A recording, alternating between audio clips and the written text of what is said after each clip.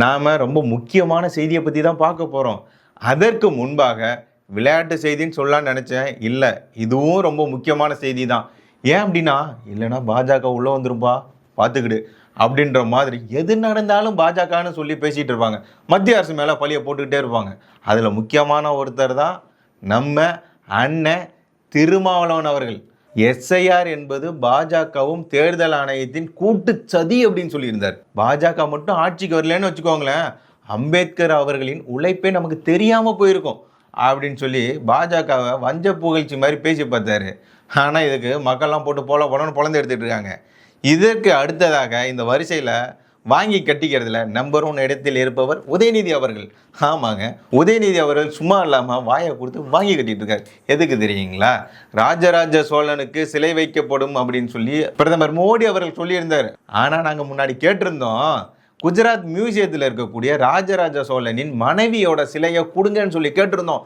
தரமாட்டேன்னு சொல்லிட்டாங்க. பாஜக அரசாங்கம், மோடி அவர்கள் தரமாட்டேன்னு சொல்லிட்டாங்க அப்படின்னு சொல்லியிருந்தார் உதயநிதி அவர்கள். இதுக்கு அவர் எதிர்பார்த்தது என்னவோ, மக்கள் இது சொன்னோடனே பாஜக மேலே ஒரு வெறுப்பு வந்துடும், எப்படியா நீ கொடுக்க மாட்டேன்னு சொல்லு அப்படின்னு சொல்லி நினைப்பாங்கன்னு சொல்லி நினைச்சாரு. அதுக்கெல்லாம் நேர்மாறாக உள்டாவா என்ன நடந்துருச்சு தெரியுங்களா? உதயநிதி அவர்களை போட்டு இழுத்து வச்சு நடு ரோட்டில் வச்சு போலன்னு பொழக்கிறாங்க. அந்த மாதிரி தான் சமூக வலைதளங்களில் நான் பார்த்ததெல்லாம் எடுத்து வச்சுருக்கேன், உங்களுக்கு காட்டுறேன். எதுக்குன்னு சொல்கிறேன், கேட்டுக்கோங்க. எஸ்ஐஆர் என்பது பாஜக தேர்தல் ஆணையத்தின் கூட்டு சதி.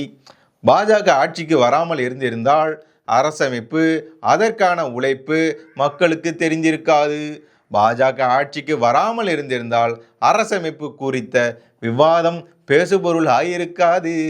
பாஜக ஆட்சி இல்லாமல் போயிருந்தால் அம்பேத்கரின் உழைப்பு தெரிந்திருக்காது.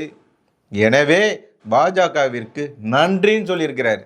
ரொம்ப வஞ்ச புகழ்ச்சியா நின்று பேசியிருக்கிறாரு. ஆனால் உண்மை என்ன தெரியுங்களா? அம்பேத்கர் அவர்களுக்கு பெரிய மரியாதை கொடுத்தது பாஜக தான். அவருக்கான பெரிய சிலை அமைத்தது, அவர் படித்த இடத்தை வாங்கி அதை அவர் நினைவிடமாக மாற்றியது எங்க வெளிநாட்டில் போய் வாங்கி இதெல்லாம் பண்ணாங்க. இதை காங்கிரஸ் அரசாங்கம் பண்ணல. சரி, அம்பேத்கர் அவர்களுக்காக இவர் என்ன பண்ணியிருக்கிறாரு? திருமாவளவன் அவர்கள் அம்பேத்கர் அவர்களுக்காக என்ன பண்ணி இருக்கிறார்? பாஜக என்னென்னமோ பண்ணுச்சு, அதை பட்டியல் போட்டு அடுக்க முடியும். ஆனால் இவர் பட்டியல் மக்களுக்காக என்ன பண்ணியிருந்தார், என்ன பண்ணியிருக்கிறாரு? வேங்க வயலில் நடந்ததுக்கே இன்ன வரைக்கும் வாய் திறக்க முடியாத சூழ்நிலையில் இவர் இருக்கிறாரு. ஆனால் இவர் பாஜகவுக்கு பாடம் எடுக்க வந்துட்டார். ஆனால் இவருக்கு மக்கள் பாடம் எடுத்திருக்கிறாங்க. என்ன தெரியுங்களா? சட்ட மாமேதை அண்ணல் அம்பேத்கர் அவர்களின் பெயரை உச்சரிப்பதற்கு கூட அருகதை கிடையாது. போதுமான இடஒதுக்கீடு இருந்தும் பட்டியலின மாணவ மாணவியர்களை படிக்க விடாமல் சீரழித்து கொண்டிருக்கும் திருமாவளவன் அவர்களுக்கு மக்கள் நிச்சயமாக பாடம் புகட்டுவார்கள். பாஜக இருப்பதால் தான் இப்போதும் அரசியல் சட்டம் பாதுகாப்பாக இருக்கிறது. இந்திரா காந்தி பிரதமராக இருந்தபோது அரசியல் சாசனம் முடக்கப்பட்டு அவசர நிலை அமலுக்கு வந்தது. அரசியல் தலைவர்கள் அனைவரும் சிறையில் போடப்பட்டனர். திருமாவுக்கு அரசியல் சாசனத்தை பற்றி பேச அருகதை இல்லை. அரசியல் சாசனத்தை பற்றி பேசியிருந்தாரு, அதற்கும் பதிலடி கொடுத்துட்டாங்க மக்களே. அதே மாதிரி அம்பேத்கர் அவர்கள் பற்றி பேசியிருந்தாரு, அதுக்கும் மக்களே பதிலடி கொடுத்துட்டாங்க. பாரதிய ஜனதா கட்சி இந்தியாவில் ஆட்சி செய்யவில்லை என்றால் இந்தியா என்ற ஒரு நாடே இருக்காது. காங்கிரஸ் நாட்டை அழித்திருக்கும், கூடவே நீங்களும் இருந்திருக்க மாட்டீர்கள். அதை மனதில் வைத்துக் கொள்ளுங்கள். பிரதமர் நரேந்திர மோடி அவர்கள் இருக்கும் நாள் வரை இந்தியாவை ஒருவனாலும் அசைக்க முடியாது. உங்களுடைய திராவிட மாடல் நினைத்தால் நடக்காது அப்படின்னு சொல்லியும் ஒருத்தர் பதில் பண்ணியிருக்கிறாரு. இவருக்கு பதில் கொடுத்துருக்காங்க. இது பாஜக காரங்க கொடுக்கல, மக்கள் கொடுத்தது இவருக்கு. அடுத்ததா, மத்தியில் பிஜேபி ஆட்சிக்கு வரவில்லை என்று சொன்னால் இந்திய நாடு தீவிரவாதிகள் கையில் மாட்டிக்கொண்டிருக்கும் என்பது 100% உண்மை அப்படின்னு சொல்லி ஒருத்தர் பதில் கொடுத்திருக்கிறாரு. அடுத்ததாக ஒருத்தர் சொல்லியிருக்கிறாரு, எதையானும் உளறிக்கொண்டே இருப்பதுதான் தொழில் என்றாகிவிட்ட நிலையில் அம்பேத்கர் அவர்களை அவமானப்படுத்துகிறோம் என்று புரியாமல் பேசுகிறார். அம்பேத்கர் மும்பை தேர்தலில் நின்றபோது பாஜக கட்சி தான் துணை நின்றது. அப்போதைய தலைவர் தத்தோபந்த் டெங்கடி என்பவர்தான் முழுமையாக அம்பேத்கர் அவர்களுக்காக பணியாற்றினார். டயர் நைக்கி குருமா, இது வேணாம், இதை விட்டுருவோம் நம்ம. இன்னொருத்தர் சொல்லியிருக்கிறாரு, ஆமாம், பாஜக வராமல் இருந்திருந்தால் அண்ணல் அம்பேத்கர் அவர்களின் கடின உழைப்பும் அவரது திருநாட்டிற்கு செய்த தியாகத்தையும் இந்த திராவிட மாடல் கூட்டணியில் இருக்கும் காங்கிரஸ் அழித்து ஒழித்து இருக்கும். திரு நரேந்திர மோடி அவர்கள் அம்பேத்கர் அவர்களின் உழைப்பையும் தியாகத்தையும் போற்றி அம்பேத்கருக்கு அரசியல் அமைப்பு சட்டத்துக்கு சரியான அங்கீகாரம் கொடுக்கும் பாரத பிரதமர் நரேந்திர மோடிக்கு நன்றி அப்படின்னு சொல்லியிருக்கிறாரு. இன்னொருத்தர் கதறிக்கிட்டே இரு கொத்தடிமையாக, இதையும் சொல்லாமல் இருந்திருக்கலாம், சரி ஓகே சொல்லிட்டோம்.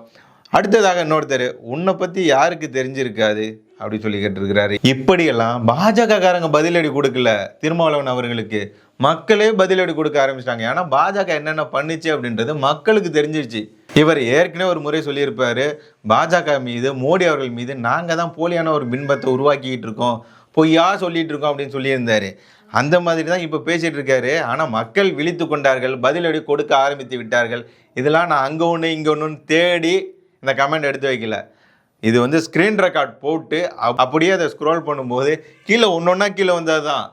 நம்ம இந்த கமெண்ட் எடுத்துப்போம், இது நமக்கு ஆதரவாக இருக்குது, இந்த கமெண்ட் எடுத்துப்போம், இது நமக்கு ஆதரவாக இருக்குது, 1-1 அப்படின்லாம் இல்லை, 1, 2, 3ன்னு வந்தது தான் இந்த கமெண்ட்ஸ். எல்லாமே ஆதரவாக, பாஜகவிற்கு ஆதரவாக, இந்த தேசத்திற்கு ஆதரவாக குரல் கொடுத்துட்டு இருக்காங்க மக்கள். அடுத்ததாக நம்ம சின்னவர் உதயநிதி அவர்கள் பேசியிருந்தாருங்க. என்ன அப்படின்னா, கங்கை கொண்ட சோழபுரத்திற்கு வந்தபோது சோழ மன்னர்களுக்கு சிலை வைக்கப்படும் என்று பிரதமர் மோடி அவர்கள் அறிவித்திருந்தார். ஆனால் குஜராத் மியூசியத்தில் உள்ள ராஜராஜ சோழன் அவரின் மனைவியின் சிலையை தமிழ்நாடு அரசு கேட்டபோது தரமாட்டேன் என்று சொன்னவர் தான் அன்று குஜராத் முதல்வராக இருந்த மோடி அவர்கள் அப்படின்னு சொல்லி இவர் சென்னையில் நூல் வெளியீட்டு விழாவில் துணை முதல்வர் உதயநிதி பேசியிருந்திருக்கிறார். இதை சொன்னால் பாஜக மேலேயும் மோடி அவர்கள் மேலேயும் தமிழர்களுக்கு ஒரு வெறுப்பு வந்துடும் அப்படின்னு சொல்லி இந்த திராவிட மாடல் ஆட்சியின் முதல்வர் இதை பேசி வச்சிருக்கிறாரு. ஆனால் இதுக்கு பாருங்க, மக்கள் என்ன பதிலடி கொடுத்துருக்கிறாரு. திருமாவளவன் அவர்களுக்கே அதுக்கே அந்த அடினா இதுக்கு எப்படி வரும் அப்படின்றது அவருக்கு தெரியல.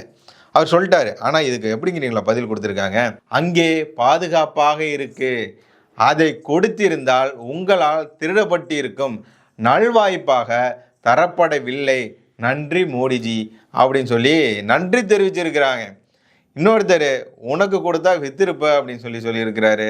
இன்னொருத்தர் சொல்லியிருக்கிறாரு, அந்த ராஜராஜ சோழன் சிலையை அவர் பொக்கிஷமாக கருதி குஜராத்திலேயே இருக்கட்டும் என்று நினைத்திருக்கலாம், இதில் தவறில்லை. திமுக இதுவரை தமிழகத்தை 24 வருடம் ஆட்சி செய்துள்ளது. அந்த 24 வருடத்தில் எத்தனை ராஜராஜ சோழன் சிலை நிறுவியுள்ளது அப்படின்னு சொல்லி சரியான கேள்வி கேட்டிருக்கிறாரு. இந்த கேள்வியெல்லாம் உதயநிதி அவர்கள் பார்த்தார்னா மூஞ்ச எங்கே வச்சுப்பாருன்னு தெரியலையே. அடுத்ததான் இன்னொருத்தர் சொல்கிறாரு, குஜராத் மியூசியத்தில் இருந்தாலாவது அந்த சிலைகள் பத்திரமாக இருக்கும். இந்த மாதிரிலாம் பேசிகிட்டு இருக்காங்க. எல்லாமே பாஜகவிற்கு ஆதரவாகவும் இந்த தேசத்திற்கு ஆதரவாகவும் மோடி அவர்களுக்கு ஆதரவாகவும் உண்மையை பேசிகிட்டு இருக்காங்க மக்கள். இவங்க போகிற போக்கில் எதை வேணாலும் பேசலாம், பாஜக மேலே ஒரு பெரிய பழியை தூக்கி போடலான்னு நினச்சாங்க. மக்களே திரும்பி பதிலடி கொடுக்க ஆரம்பிச்சிட்டாங்க. இதில் பாருங்கள், எல்லா கருத்துக்களையும் பாருங்கள், எல்லாமே பாரத பிரதமர் நரேந்திர மோடி அவர்களுக்கு ஆதரவாக இருக்குன்றது ஒரு பக்கம் இருந்தாலும் திமுகவுக்கும் திமுக கூட்டணிக்கும் எதிராக இருக்குது. எல்லா கமெண்ட்ஸுமே எதிராக இருக்குது. இதில் ஒரு சில இதை மட்டும் தான் நான் படிச்சுட்டு இருக்கேன், அதுக்காக மீதெல்லாம் எதிர்ப்பாக இருக்குன்னு நினைக்காதீங்க. எல்லாம் பெருசாக இருக்குது. இதெல்லாம் படித்து அவங்கள ரொம்ப கஷ்டப்படுத்த வேண்டாமே அப்படின்னு சொல்லி அதெல்லாம் தவிர்க்கிறேன். சும்மா அங்கே ஒன்று இங்கே ஒன்று படிச்சுட்டு இருக்கேன். அதில் பாருங்கள், நன்றி மோடிஜி, அங்கேயே இருந்தால் பத்திரமாக இருக்கும், இவர்கள் விற்று விடுவார்கள், அங்கே இருப்பதினால் இன்னும் இருக்கிறது, இங்கே இருந்திருந்தால் இந்நேரம் காணாமல் போயிருக்கும், தஞ்சாவூர் போகவும் தஞ்சை பெரிய கோயிலுக்குள் சென்று வழிபட்டு வருமாறு தமிழக மக்கள் சார்பாக கேட்டுக்கொள்கிறோம் அப்படின்னு சொல்லி துணை முதல்வர் திமுகவின் இளவரசர் உதயநிதி அவர்களுக்கு மக்கள் ஒரு கோரிக்கை வைக்கிறாங்க. தஞ்சைக்கு போகணும், தஞ்சை பெரிய கோயில் உள்ளே போகணும், சாமியே வழிபடணும் அப்படின்னு சொல்லி தான் கேட்குறாங்க. சாமி கும்பிட்டு வரணும்னு சொல்கிறாங்க. இவங்க தான் சொல்கிறாங்களே, ராஜராஜ சோழனின் மனைவியோட சிலையை கேட்டால் அவர் கொடுக்கல, தரமாட்டேன்னு சொல்லிட்டாங்க அப்படின்னு சொல்கிறாருல. இவ்வளோ தமிழர்கள் மேலே ரொம்ப பாசமாக இருக்கீங்க தலைவரே. அதனால் இந்த தமிழர்கள் வைக்கக்கூடிய இந்த ஒரு கோரிக்கையை மட்டும் நிறைவேற்றுங்களேன். நீங்கள் தேர்தலுக்கு முன்பாக 1000 வாக்குறுதிகளை கொடுத்து புரோஜனம் இல்லை. இந்த ஒரு கோரிக்கையை நீங்கள் நிறைவேற்றுங்க, மக்கள் உங்களை நம்புவாங்க. தஞ்சைக்கு போகணும், தஞ்சை பெருவுடையார் கோயிலுக்குள்ளே போய் சாமி கும்பிட்டிங்கன்னா போதுங்க. மக்கள் உங்களை நம்புவாங்க. நீங்கள் சொல்கிறதெல்லாம் உண்மைதான் நம்புவாங்க.